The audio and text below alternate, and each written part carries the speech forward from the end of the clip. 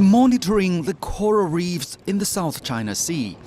For the past decade, Chinese scientists have been closely watching the coral habitat on the seabed, and their findings were alarming. We found there's been rapid loss of coral reef habitat in the South China Sea. In some offshore atolls and archipelagos, coral cover has declined sharply to as little as only 1%, and the dire problem continues.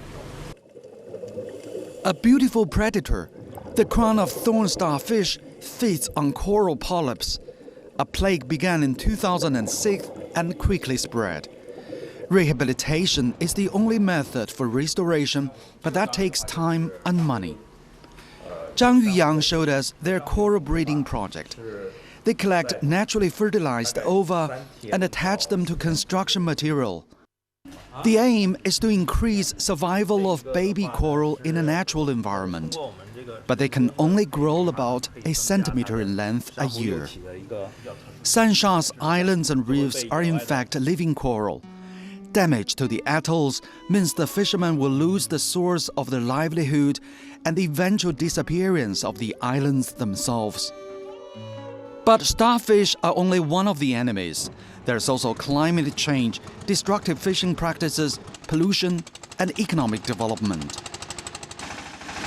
This is the first travel company offering services for the Xisha or the Parasol Islands. So far, it's helped some 2,000 travelers visit 3 of the Xishas. A company official says the route was opened in April last year, and they want to expand to other islands. The reason the Xisha route is popular is not just because people want to see the country's secret, mysterious southernmost territory. They also want to enjoy the original natural scenery without too much human exploitation. Sansha is unique among all other tourist routes.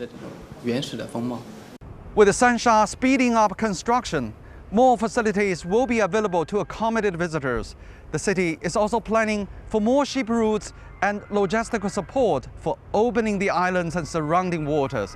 Many believe it won't be long before Sansha becomes known as a South China Sea tourist destination.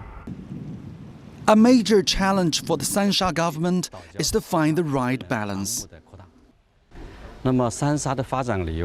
Sansha's tourism should not be developed so fast as to create new burdens on the ecological systems of the islands. The concept of environmental protection should be deeply embedded into our minds. Zhang Yuyang and his colleagues are waiting for the baby corals to grow. They are planning to eventually transplant them to the offshore waters in the South China Sea. He says the best restoration is preservation. He knows their task is even more challenging with Sansha's rapid development. And protecting the ecosystem is crucially important not just for now, but for future generations here. Han Bin, CCTV from Sansha.